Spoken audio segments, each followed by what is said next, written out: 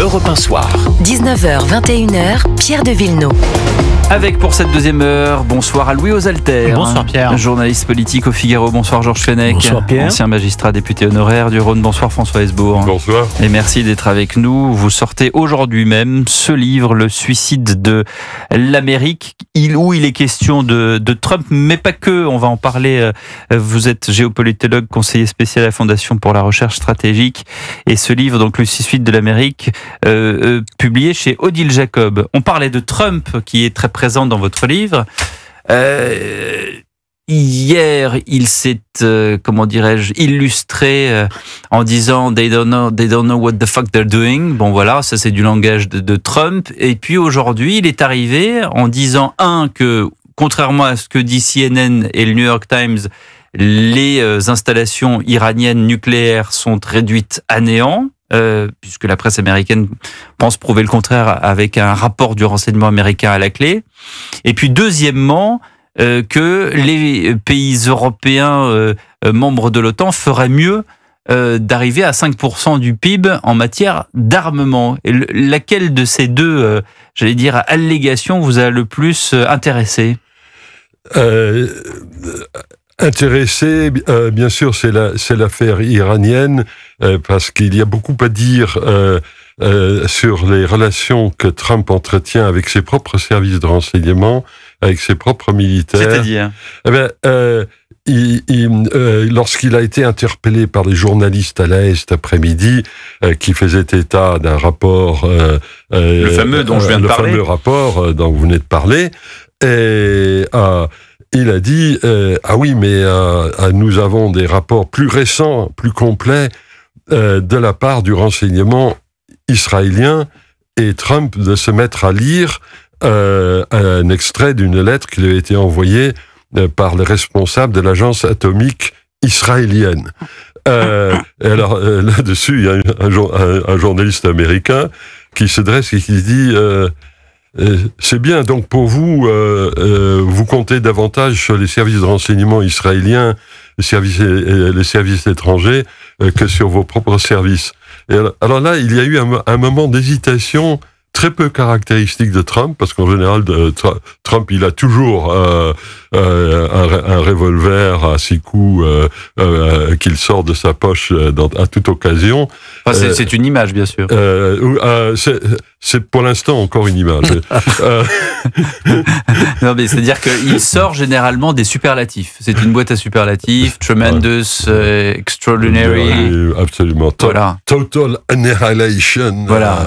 Tout est superlatif dans tous les sens. C'est-à-dire, voilà. Sa machine a fonctionné. Ça fait partie des caractéristiques de cet homme. Mais vous êtes très sévère avec Donald Trump. Non. Georges Fenech qui est ici, là... Oui, j'attendais de répliquer, précisément. Voilà, parce que je vous donne la parole, parce que Georges, vous êtes plutôt pas aussi sévère. Non, pour l'instant, je n'ai pas... Oui, allez-y, Georges. Je n'ai porté aucun jugement sur la politique moi, je vais porter un jugement. Trump. Moi, j'ai lu votre livre. Voilà, dans le livre, je suis sévère, mais on va en parler. On va en parler. Georges Fenech. Moi, j'ai envie de dire, vous allez me trouver un peu dans l'emphase, j'ai envie de dire gloire aux Américains. Voilà. Quand j'ai vu cette neutralisation de l'arme nucléaire iranienne, donc parce qu'il y avait une question existentielle, je n'ai pas manqué de me souvenir qu'un certain 6 juin, même si c'est pas la même opération, bien entendu, 44, quand il s'agissait de l'existence de la France qui était sous le joug nazi, ils étaient là, les GI.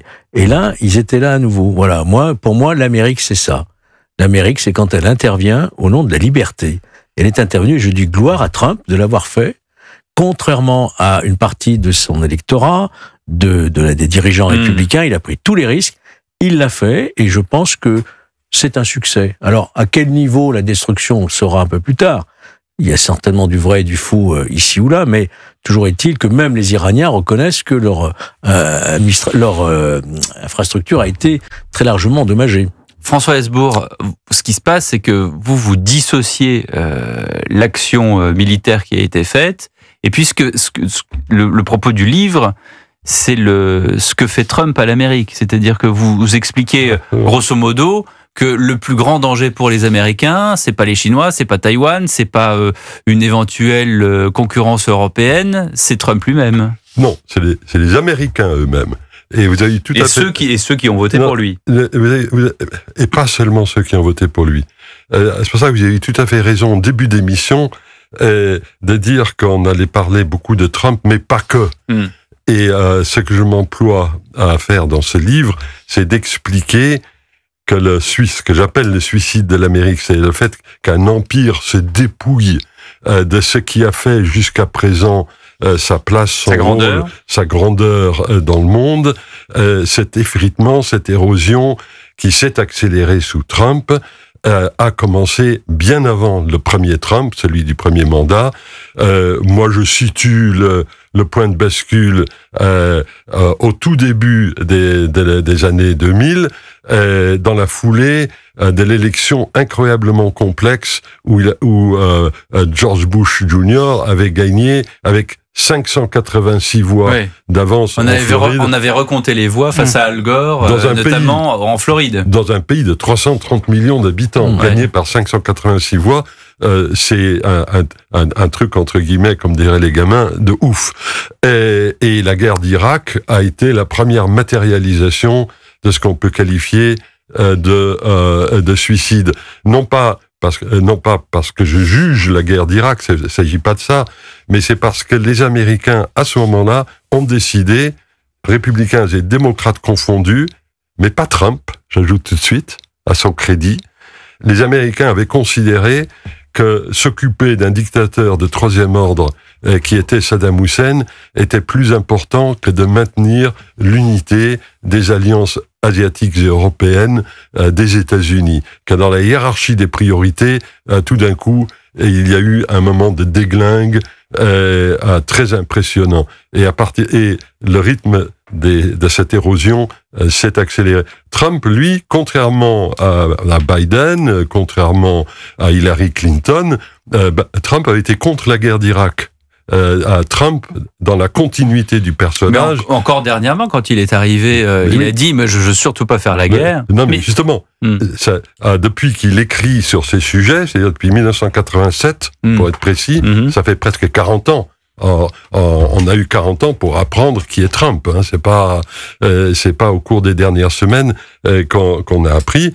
Oui, il y a chez lui un refus d'engager l'Amérique dans des aventures extérieures durables qui est très différente de celle d'un Roosevelt au moment du 6 juin 1944.